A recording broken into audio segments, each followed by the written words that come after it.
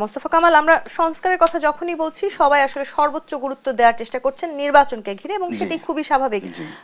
শেষ পর্যন্ত রাজনৈতিক দলগুলোর হাতেই রাষ্ট্রের মালিকানা যদিও জনগণের, কিন্তু রাষ্ট্র নিয়ন্ত্রণ তাদেরকে করতে হবে, সেটি স্বাভাবিক। কিন্তু এই যে নির্বাচন নিয়ে এক ধরনের গড়িমসি করা হচ্ছে, এই ধরনের আলোচনা চলছে, কিংবা অন্তর্বর্তীকালীন সরকার তাদের মেয়াদ দীর্ঘায়িত করতে চান কিনা, সেটি নিয়ে রাজনৈতিক দলগুলোর মাঝে এক ধরনের ধোঁয়াশা কাজ করছে। প্রশ্ন জেগেছে।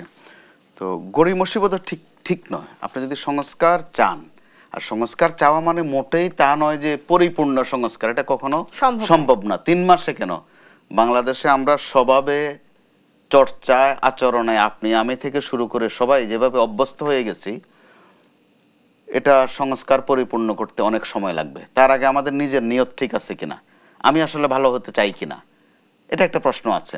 তো রাজনৈতিক দলগুলোর কাছ থেকে এবার সংস্কারের আগে একটা সংস্কারের নমুনা কিন্তু আমরা দেখেছি।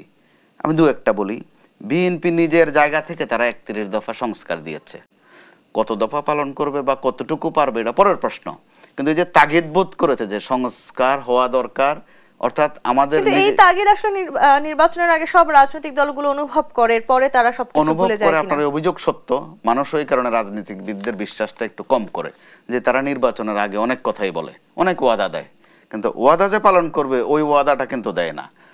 তাদের নানা কথা আছে কেন পারেনি, নানান যুক্তি দেখাবে, শীত গরম রোদ বৃষ্টি, অনেক অজুহাত তাদের আছে।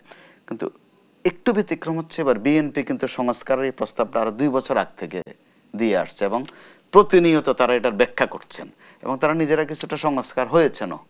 আপনি ছোট্ট ঘটনা দেখেন না, ধারণার বাইরে 5 আগস্ট অর্থাৎ পতনের দিন, ওই সময়ের অর্থাৎ 5 আগস্টের আগের যিনি ক্ষমতাসীন দলের সাধারণ সম্পাদক ছিলেন, নিয়মিত আবৃত্তি করতেন, আমাদেরকে বিনোদন দিতেন, তিনি একাধিকবার বলেছিলেন যে আওয়ামী লীগের যদি, পতন শব্দটা বলেন না, যে আওয়ামী লীগ যদি ক্ষমতায় না থাকে, পয়লা রাতেই, সুনির্দিষ্ট করে বলেছেন, দিন পর্যন্ত যাওয়া লাগবে না, পয়লা রাতেই তাদের 20 লাখ নেতাকর্মীকে হত্যা করা হবে।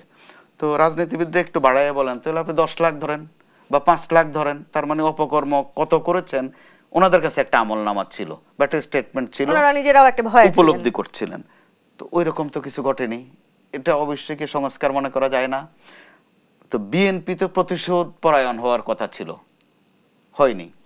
বিএনপির চেয়েও বেশি প্রতিরোধ পরায়ণ হওয়ার স্বাভাবিক ছিল জামাতের। তাদের কতগুলো নেতাকে ফাঁসি দেয়া হয়েছে, তারা যেটাকে বিচারিক হত্যাকাণ্ড বলে, বিচার বলে না, যে বিচারের নামে হত্যা করা হয়েছে।